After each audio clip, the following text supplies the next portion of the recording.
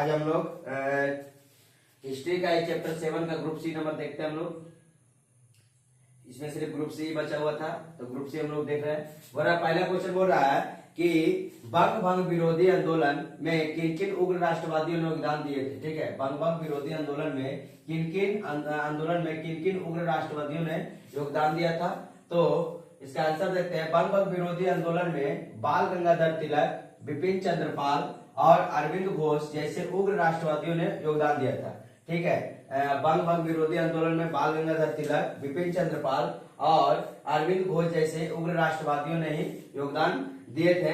बाल गंगाधर तिलक, ये दोनों को लाल बाल और पाल, बाल और पाल में कौन कौन जाने जाते हैं। तो लाल में लाला लाजपत राय जाने जाते हैं, लाला लाजपत राय। बाल में बाल गंगाधर तिलक और पाल में बिपिन चंद्रपाल के नाम से जाना जाता है। लाल बाल पाल में लाल से लाला लाजपत राय है, बाल से बाल गंगाधर तिलक है और पाल से बिपिन चंद्र पाल है। इन्हीं लोगों ने, लाला लाजपत राय ने नहीं, लेकिन बाल गंगाधर तिलक और बिपिन चंद्र पाल ने बंग भंग विरोधी आंदोलन में योगदान दिया था। बोला था असहयोग आंदोलन में भाग लेने वाली प्रमुख महिला कौन कौन थी। असहयोग आंदोलन में भाग लेने वाली प्रमुख महिला कौन कौन थी। तो असहयोग आंदोलन में भाग लेने वाली महिला कौन कौन थी। जो 1920 में स्टार्ट हुआ था, असहयोग आंदोलन 1920 में स्टार्ट हुआ था, उसमें भाग लेने वाली कुछ महिला था। और जिसमें सरोजनी नायडू, जिसे भारत को किला के नाम से जाना जाता है, सरोजनी नायडू, अंबाभी, दुबई सुबामन, दुर्गाबाई देशमुख, सरला देवी चौधराई, मुथुमलाई रेड्डी, अमृत कौर, स्वरूप रानी, विजय लक्ष्मी पंडित आदि असहयोग आंदोलन में भाग लिया था। ठीक है, असहयोग आंदोलन में भाग लेने वाले कौन कौन थे। तो पहला था सरोजनी नायडू, जिसे भारत को किला के नाम से जाना था, सरोजनी नायडू को।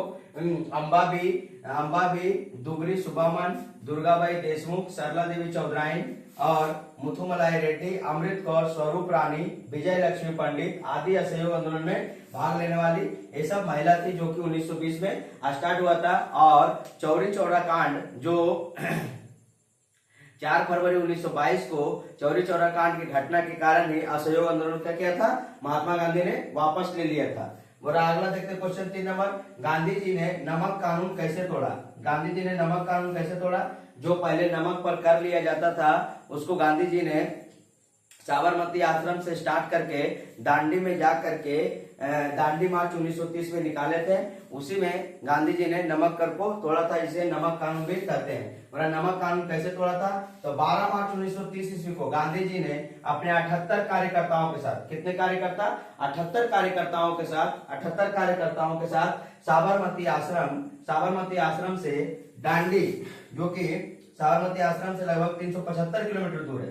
कितना किलोमीटर दूर है। तो साबरमती आश्रम से 375 किलोमीटर दूर है दूरी पर सूरत जिले के समुद्र तट पर बसा एक ग्राम दांडी की ओर चल पड़ा। और 24 दिन के पद यात्रा के बाद, 24 दिन 12 मार्च से स्टार्ट किया था और 6 अप्रैल तक चला था। ठीक है, 24 दिन के यात्रा के बाद 5 अप्रैल 1930 ईस्वी को गांधी जी ने दांडी पहुंचे थे। ठीक है, गांधी जी कहाँ पहुंचे थे, दांडी पहुंचे थे 5 अप्रैल 1930 को।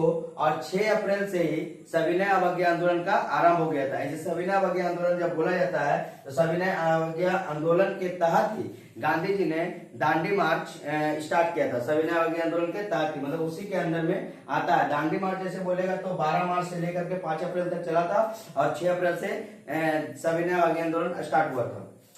तो 5 अप्रैल 1930 ईस्वी को गांधी जी ने दांडी पहुंचे। उसके बाद 6 अप्रैल को ही प्रातःकालीन प्रार्थना के बाद गांधी जी बिना कर दिए। ठीक है, 6 अप्रैल को प्रातःकालीन सुबह में ही प्रार्थना के बाद ही गांधी जी ने बिना कर दिए समुद्र तट से नमक कानून को भंग कर दिया था। ठीक है, अब इसका आगे 4 नंबर क्वेश्चन देखते हैं।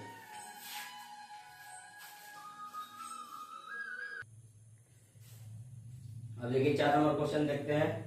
हो रहा है स्वतंत्रता संग्राम में मातंगिनी हाजरा क्यों प्रसिद्ध है। स्वतंत्रता संग्राम में मातंगिनी हाजरा क्यों प्रसिद्ध है, जिसे बूढ़ी गांधी के नाम से भी जाना जाता था। तो बूढ़ी गांधी के नाम से किया जाता था, तो मातंगिनी हाजरा को बूढ़ी गांधी के नाम से जाना जाता था। और भारत छोड़ो आंदोलन जो 1942 ईस्वी में हुआ था, भारत छोड़ो आंदोलन 1942 ईस्वी में हुआ था, उसमें भारत छोड़ो आंदोलन में देशभक्त महिला मातंगिनी हाजरा का नाम उल्लेखनीय है। ठीक है, भारत छोड़ो आंदोलन में देशभक्त महिला जो मातंगिनी हाजरा था उसका नाम क्या है, उल्लेखनीय है, क्योंकि जिन्होंने तामलुक और कांथी महकमे के, तामलुक एक जगह का नाम तामलुक और कांथी महकमे में आंदोलन का नेतृत्व किया था। तामलुक क्षेत्र में ही मातंगिनी हाजरा ने तामलुक जातीय सरकार की स्थापना की थी। तामलुक क्षेत्र था उसी में मातंगिनी हाजरा ने, तामलुक क्षेत्र में मातंगिनी हाजरा ने तामलुक जातीय सरकार की क्या की थी, स्थापना की थी। इसलिए मातंगिनी हाजरा जो है भारत छोड़ो आंदोलन के समय उल्लेखनीय था, वो चर्चा में थी। वरना दीपावली संघ का प्रमुख उद्देश्य क्या था, तो दीपावली संघ का प्रमुख उद्देश्य क्या था 1923 ईस्वी में। कब? 1923 ईस्वी में ढाका और कोलकाता विश्वविद्यालय, उस समय ढाका जो था भारत का ही अंग था, बांग्लादेश जो आता था वो पूर्वी बंगाल के नाम से जाना जाता था। तो ढाका और कोलकाता विश्वविद्यालय के मेधावी छात्रा लीला नाग, ठीक है, ढाका और कलकत्ता के विश्वविद्यालय के मेधावी छात्रा लीला नाग और हेमचंद्र घोष ने एक साथ मिलकर दीपावली संघ की स्थापना की थी, ठीक है। जो लीला नाग थी और हेमचंद्र दोनों ने मिलकर के दीपावली संघ की स्थापना की थी। कब की थी? तो 1923 में ढाका और कोलकाता विश्वविद्यालय के ये लोग मेधावी छात्र थे, ठीक है। 1923 में किया था दीपावली संघ की स्थापना की, जिसका उद्देश्य था महिलाओं में सामाजिक और राजनीतिक जागृति को बढ़ाना। महिलाओं में सामाजिक और राजनीतिक जागृति को बढ़ाने का काम कौन करता था? तो लीला नाग और हेमचंद्र जो दीपावली संघ की स्थापना किया था। लीला नाग महिलाओं को शिक्षा का प्रचार करना चाहती थी, क्योंकि महिलाएं बहुत कम पढ़ी लिखी होती थी, बहुत उसको घर से आजादी नहीं मिलता था जाने के लिए, तो महिलाओं को शिक्षा को प्रचार के लेकर के वो बहुत ज्यादा उत्सुक थी। और दीपावली संघ की स्थापना का मुख्य उद्देश्य भी अगर देखा जाए तो लीला नाग ने क्या किया था कि महिलाओं को शिक्षा को प्रचार के लिए दीपावली संघ की भी स्थापना की थी। कब किया गया था? तो 1923 ईस्वी में किया गया था। अब अगला देखते हैं 6 नंबर क्वेश्चन। बोला कि स्वाधीनता संग्राम में कल्पना दत्त किन गतिविधियों में शामिल थी? तो कल्पना दत्त जो था सूर्यसेन के जो इसका मास्टर दा के नाम से जानते थे, उनसे मिलकर के क्रांतिकारियों में शामिल हुआ था। देखते हैं इसके बारे में। और कल्पना दत्त ने खुदीराम बोस तथा क्रांतिकारी कन्हैयालाल दत्त, ठीक है, कन्हैयालाल दत्त और खुदीराम बोस के साथ मिलकर के आदर्शों से प्रभावित होकर के बैतूल कॉलेज के छात्रा संघ के योगदान दिया था। बैतूल कॉलेज के छात्रा संघ में योगदान दिया था। या सूर्यसेन के संपर्क में आकर के इंडियन रिपब्लिकन आर्मी, ठीक है, या जो कल्पना दत्त जी था जो सूर्यसेन के संपर्क में आकर के इंडियन रिपब्लिकन आर्मी चटगांव में शामिल हो गई और क्रांतिकारी गतिविधियों में क्या किया था? भाग लिया था और उसको आगे बढ़ाया था। इसलिए कल्पना दत्त क्या है? फेमस है कि स्वतंत्रता संग्राम में कल्पना दत्त का मुख्य उद्देश्य क्या था? तो ये सबसे पहले किससे पर आदर्शों से प्रभावित था? तो कन्हैयालाल दत्त और खुदीराम बोस को 1925 में जो कि फांसी दे दिया गया था। सबसे कम उम्र में फांसी चढ़ने वाले व्यक्ति खुदीराम बोस ही थे। बोला कि कल्पना दत्त ने खुदीराम बोस तथा क्रांतिकारी कन्हैयालाल दत्त के आदर्शों से प्रभावित होकर के बैतूल कॉलेज छात्र संघ में योगदान दिया था। उसके बाद यह सूर्यसेन के संपर्क में आकर के इंडियन रिपब्लिकन आर्मी के गतिविधियों को भी आगे बढ़ाया था और क्रांतिकारी के रूप में आगे ले गया था। इसके बाद हम लोग 7 नंबर क्वेश्चन को देखते हैं।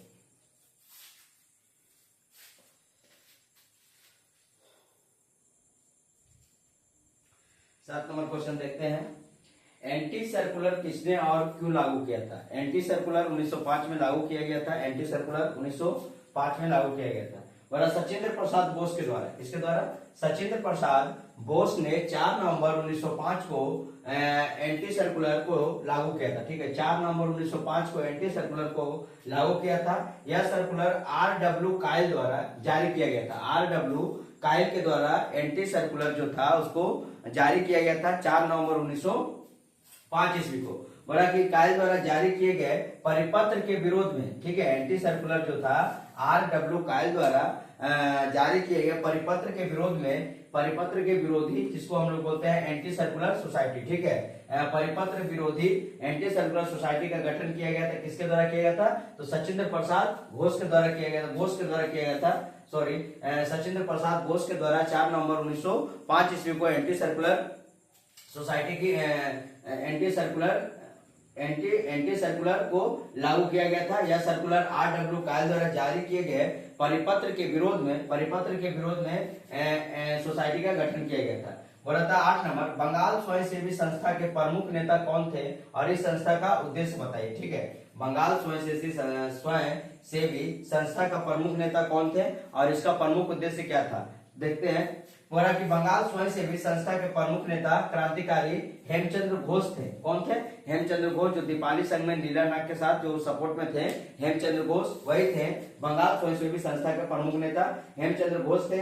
इस संस्था का उद्देश्य था बंगाल के युवाओं और छात्रों को राष्ट्र भावना का प्रचार करना था।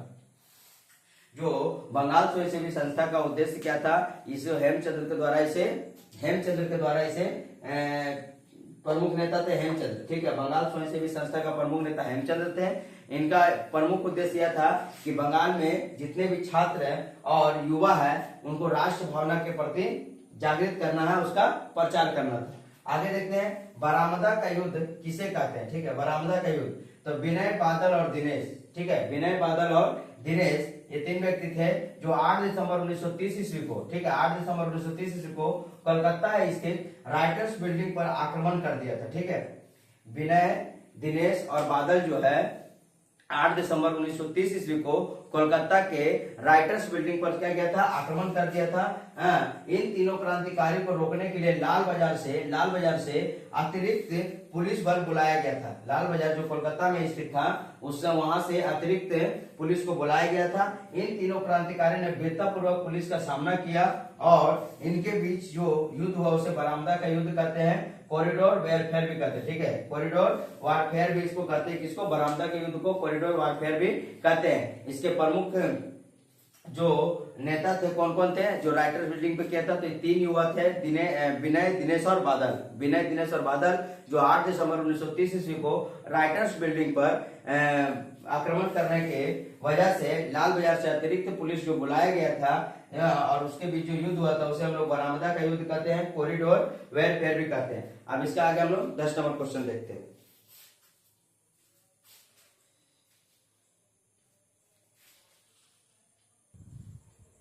देखिए, ग्रुप सी का लास्ट क्वेश्चन, रशीद अली दिवस का क्या महत्व है। रशीद अली दिवस का क्या महत्व है, देखते हैं। 2 फरवरी 1946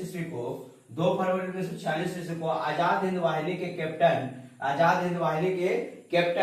रशीद अली को कोर्ट मार्शल किया गया था। ठीक है, जिसमें 2 फरवरी 1946 ईस्वी को आजाद हिंद वाहिनी के कैप्टन रशीद अली को कोर्ट मार्शल किया गया था, जिसमें उन्हें 7 वर्ष का सजा सुनाई गई थी। कितने वर्ष की सजा सुनाई गई थी? 7 वर्षों की सजा सुनाई गई थी। किसको? तो रशीद अली को 7 वर्षों की सजा सुनाई गई थी।